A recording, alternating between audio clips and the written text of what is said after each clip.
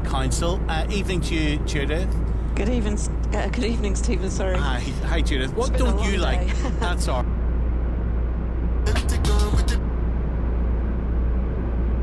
Home life, but then I.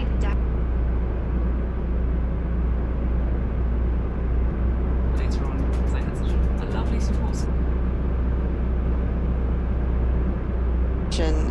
Earlier than us, it seems to be the lack of clarity, the confused messaging that a lot of people have given up because they don't know what exactly they're supposed to do in their area when it's different to the local authority next door.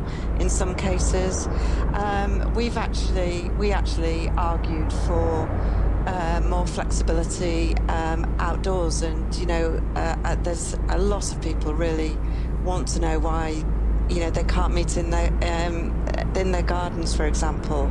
But I think the confusing message is that it's actually because, Judith, people don't just meet in the back garden, do they? Because when they're in the back garden, here's the counter argument: they need to go to the toilet.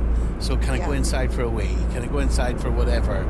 They're offered a drink. They're offered something to eat, and so it goes on. That's why, Judith.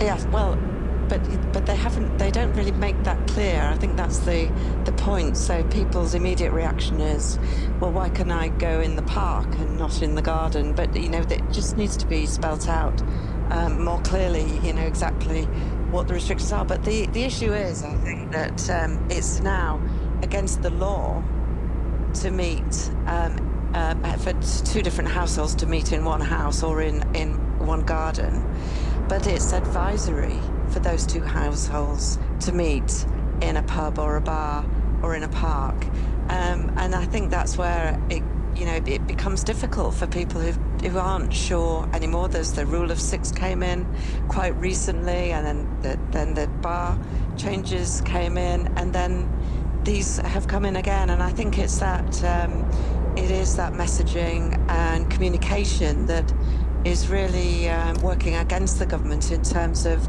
getting people's buy-in. What we're arguing is that we have a lot more resource locally to do this work, so we can actually work with people rather than the sense that it's all being imposed from on high, and actually work with people to really understand what will work, what will get the buy-in from people, what will help everyone to do what they can to reduce the spread and to hopefully reduce the amount of time that we've got these extra restrictions. And I think it's that frustration that local authorities go from 1 week to the next not knowing exactly what decision is going to be made on the Thursday. This and in buy-in, our case, it came out late yesterday afternoon that we had to bring the restrictions in at midnight last night. This buy-in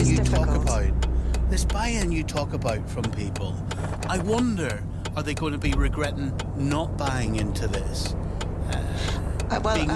Being sceptical of the reasoning for it in 3 or 4 or 5 weeks' time when they see the death toll in this country. And maybe there'll be more, unfortunately. Well, to be honest, the polling suggests that a lot of people do want there to be further restrictions, and they want that to feel safe, but they want it to be fair, and they want to feel that everyone is pulling together and doing the same thing. And I think that's the real push that we have to make, and it is that real local connection. So, for example, we've been asking government for weeks now for more resource to do the local testing and tracing. We know it works far better if we have people on the ground, all the people who already work in our community, working together. Where there's been the threat of an outbreak in a community where we've been able to pull that together, we have much better success going around and personally talking to people, making sure it's appropriate, that it's specific to the local area and reflects on the local community. And there's the real frustration that we just haven't got that local buy-in, and it's been the same all the way through. So the crisis in PPE, the difficulty with the national shielding programme, for example, when we've been able to do that locally, we've had much better ability to deliver for the people in our areas. Thank you very much. Dr. Gabriel Scally is a visiting professor at the University of Bristol, member of the Independent Sage Group. Hello, Gabriel. How are you doing, Steve? Hi. So what's your assessment as a member of Independent Sage Group of how bad this winter is going to be? Well, it's looking very rocky at the moment, Stephen. As you know, the numbers of cases are going up, and quite an accelerating rate, not at anywhere as high as early March, and we're still not at the absolute level of cases by any manner of means as early March, but it is accelerating. The good thing is that the cases are mainly in people of younger age group. Now that's good because very few of them will die, but we still have to worry about long COVID, and some people do get it really, really badly, and occasionally young people die. So at the moment it's looking rocky, and my problem, Stephen, and our problem in Sage is we don't actually see how the government is going to get out of this unless they make some drastic changes, because some of the local restrictions that have been put in place, we don't think they're the right things, and we don't think they'll work. And do you not think they're right? Do you not think they're right, Gabriel, because you don't think they're harsh enough, or what? Well, we don't think. Well, for example, the most controversial one is probably closing pubs and restaurants at 10 o'clock. Now, Steve, you will remember back to when we all had to be out of the pub.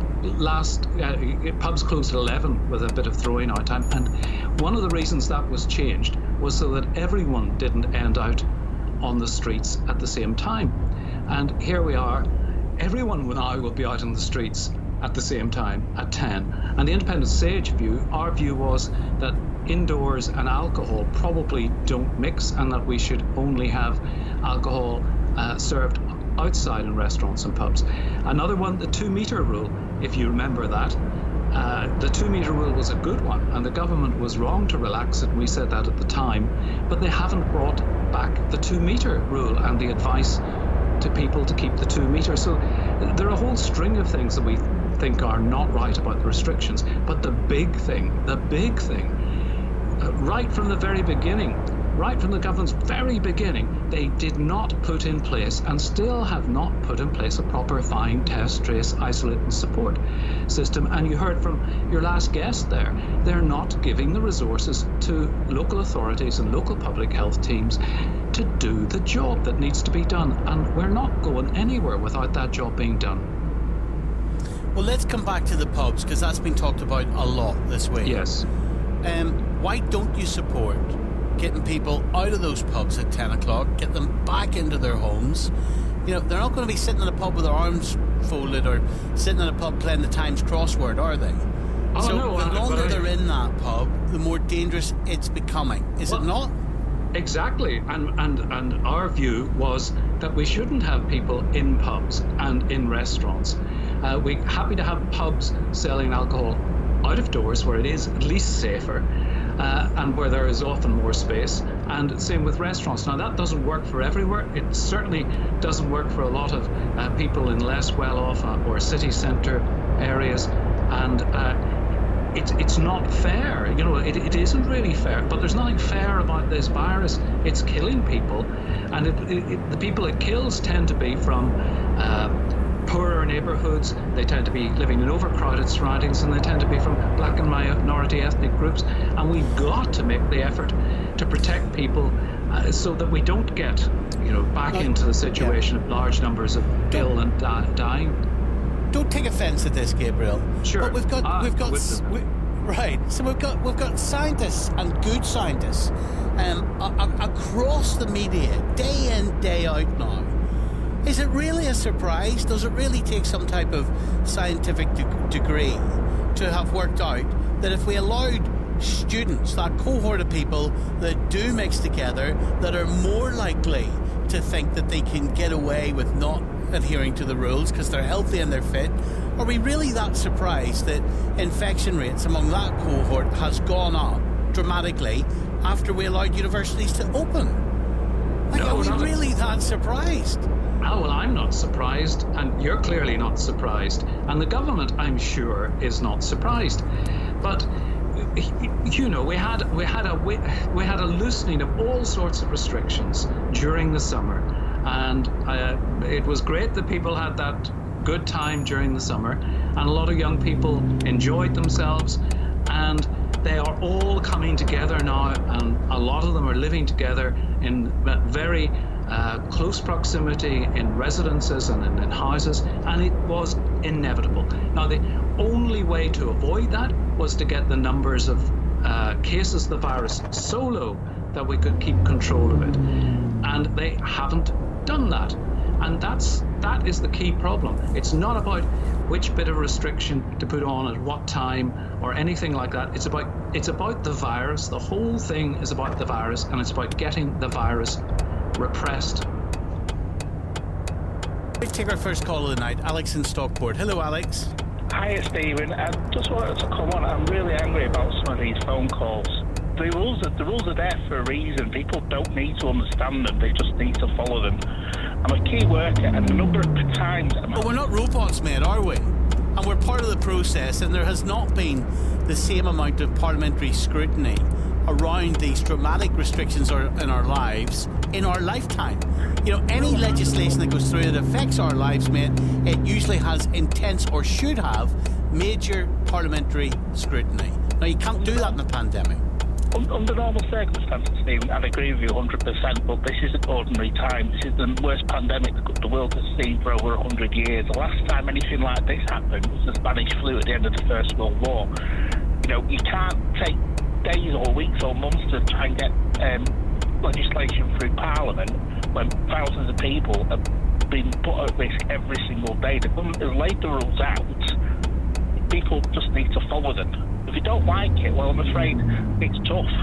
You know what I mean? There are people putting their lives on the line every single day, every single hour of every single day. Not just the NHS staff, people who work in shops, people, public sector workers, people, anybody public facing or working in a large environment. Not because they want to, but because they have to. The people that keep the food on the table, people that keep our gas, electricity and fuel running. So what should we do about it? To those who are breaking the rules, what should we do? What can we do? Right, that's a legitimate question. The only thing that'll keep you going, Steve, is peer pressure. There are simply not enough resources to put a policeman on every single corner, making sure every single person follows the rules. You just can't do that. So what you can do is people who aren't following the rules, stop them from going into stores and what have you. But the amount of abuse that people are getting who are trying to get people to follow these rules is ridiculous. They've been threatened with violence, they're getting involved with abuse, they're being spat at. You know what I mean? It's just not worth it. You know what I mean? People, we're not paid to do that. It's the only thing that does it is peer pressure. And I'm not the guy before I'm talking about the park. If you walk into a park and there's a big sign up saying 16 people are maximum allowed in this park, and there's all 16 people in the park, it's not rocket science just to turn around and walk away from it. You know what I mean? And go and find somewhere else. You know, he said to go. Do you know what there also isn't, Alex? Here's what there's not, right? There is not the same will from society to stigmatise those people who are breaking the rules. It isn't there, and we all know how we look upon people who flout legislation, with drink driving. We know the stigma that is involved there. And we get it, right? That doesn't exist. That doesn't exist with people who are breaking the COVID rules. It's just not there. It doesn't at the moment. But if you think back to when the drink driving rules first came, which I think was in the 50s, if I'm not mistaken, the number of drink drivers has drastically reduced since then. It's still way too high, but there was no stigma attached to being caught drink driving when it first came out because there was no publicity. So maybe the way forward is to create a stigma by naming and shaming these people. Take them to court, let them splash the faces all over Facebook and social media. You know what I mean? People need to take responsibility, and that is a swear word for a lot of people, Stephen, and there's the problem. People need to take responsibility for their own actions and those of their children. Okay? You cannot enforce it constantly. You can't have a policeman around every corner. You can't have policemen in every store. You can't do that. There's not the resources, and to be honest with you, there's not the respect for the police for them to be able to do that. Do you stick to the rules? where as much as I possibly can, yes. What's that mean? I would be lying if I said I'd not walked into a shop without a face mask on. I've done that. I would be lying, but I've also acknowledged my mistake and remembered, put my face mask on after walking into the shop. I think anybody that says they followed all the rules 100% of the time would be lying, because I don't think anybody has. Gabriel, can you give me a sense, Dr. Gabriel Scally, you're a member of Independent Sage, you're a visiting professor at the University of Bristol. I was looking at a WHO report, World Health Organization report, this week, which was suggesting, vaccine or not, we could be looking at 1 million more deaths throughout the world from this virus. Do you agree with that? Oh, I think that's entirely likely. There's no doubt about it. This virus isn't going to go away. You can listen to some people, not public health people for sure, but some people will tell you, oh, the virus is weakening, or we're going to get herd immunity or community immunity, call it what you will, or the climate will change, or it'll be either too hot for it or too cold for it, or we'll get used to it or something like that. But it ain't happening that way. As you know, the level of people who've had it in England is about 8%, maximum 8%. So that's more than 90% who are still susceptible to the virus. And there's plenty more hardship, illness and death coming unless we get it under control. My big worry too is about long COVID, Stephen, and I'm sure you've covered it, but we have. I'm increasing reports of a substantial proportion of people who get COVID and COVID symptoms who are just not getting better. And I have lurking at the back of my mind that maybe the virus isn't so innocent when it comes to children and young people, and it may well set something in store for us years and maybe decades ahead. Just like after the Spanish flu, there was an epidemic of Parkinson's disease, which was associated with the Was there? There was, yes, very well known. It was impossible to prove in those days, but the thesis is still a reasonable thesis that we really don't know enough about this virus. We don't know its natural history, and we're still learning, and it's really, really dangerous to let it infect people if we can possibly avoid it. Gabriel, thanks for your insight as always, sir. 8:33, loads of your calls coming in tonight. 08085 909 693. News time now from the BBC.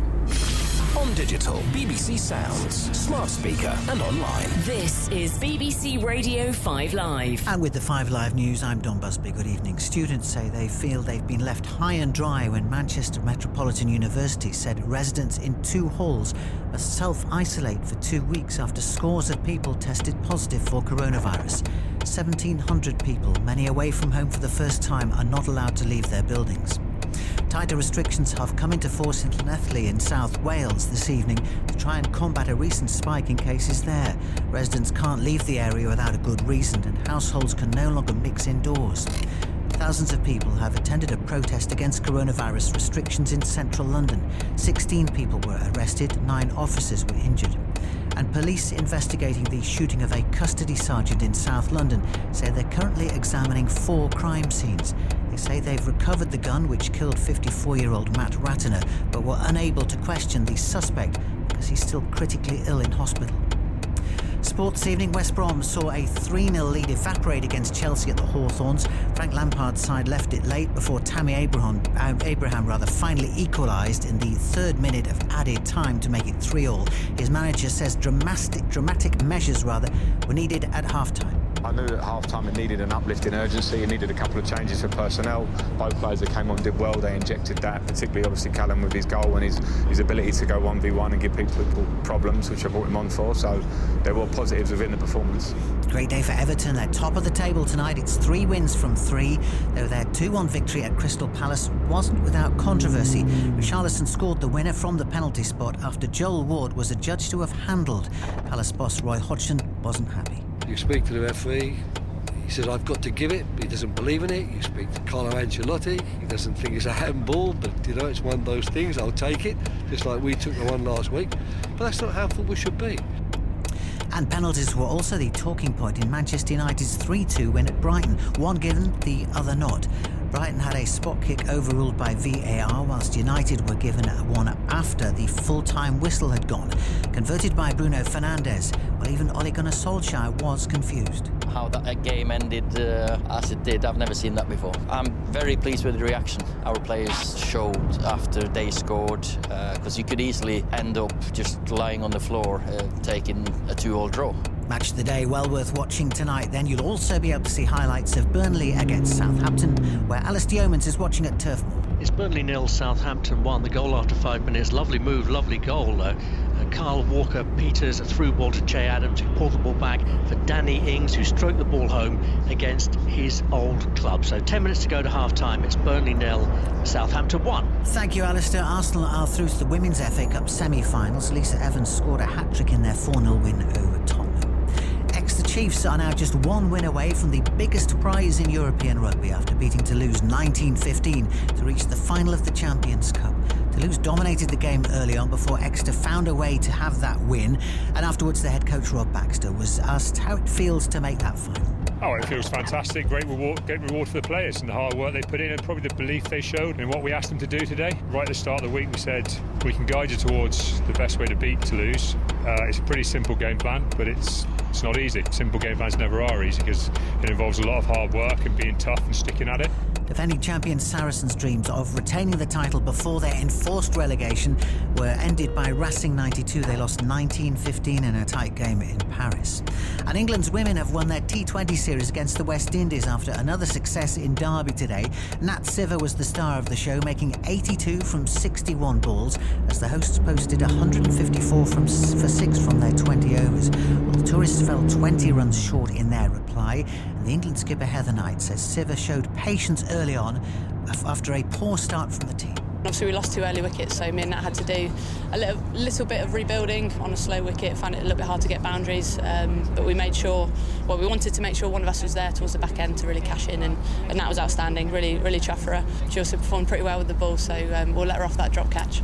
And finally, Lewis Hamilton has claimed the 96th pole of his career at the Russian Grand Prix. The world champion starts alongside Max Verstappen's Red Bull, with Hamilton's Mercedes teammate Valtteri Bottas starting third. A 90th Formula One career victory for Hamilton as he comes across the line and wins the Tuscan Grand Prix. Mercedes with a 1-2, and third place for Alex Albon, the young Red Bull driver, half British, half Thai, comes across the line in third place for his first ever podium in Formula One. Next, the Russian Grand Prix. Race commentary from midday on Sunday. On 5 Live Sports Extra.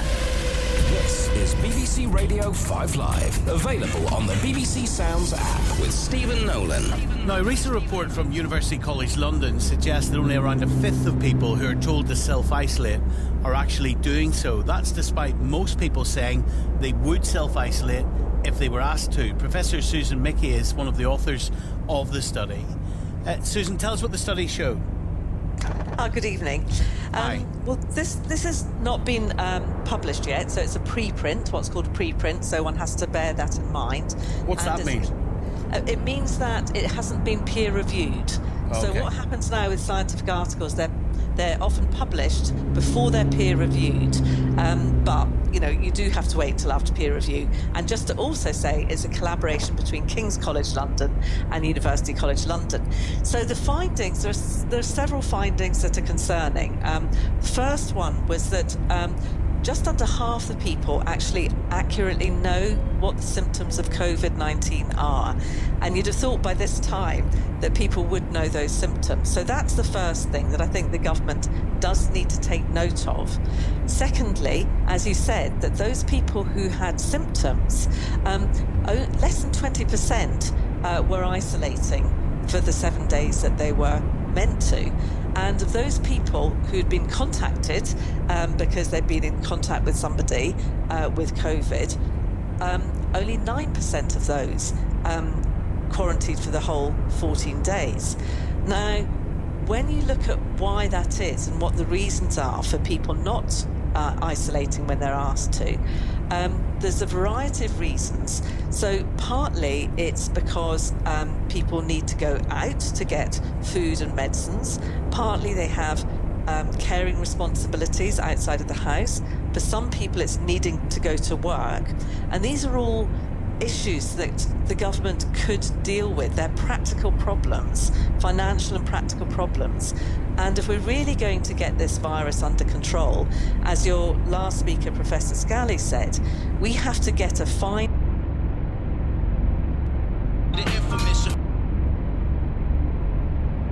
that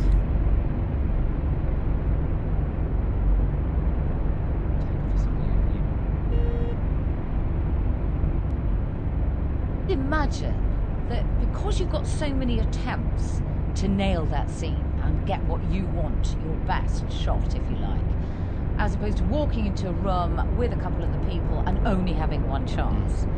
Is it an advantage? I mean, what are the pros and cons? Yes, exactly. There's definitely cons to it as well. You get to do as many takes as you want. You can set it up however you want. You can play with lighting and play with sound and play with whatever clothing you want to wear. I mean, however far you want to go with it, it's really up to you. I quite like doing that. It makes it more of a thing for me.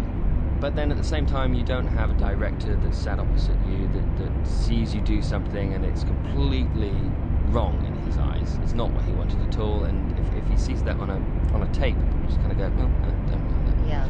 But if you're in the room in that moment, they can also see how you respond to direction, which is hugely important if you want to work.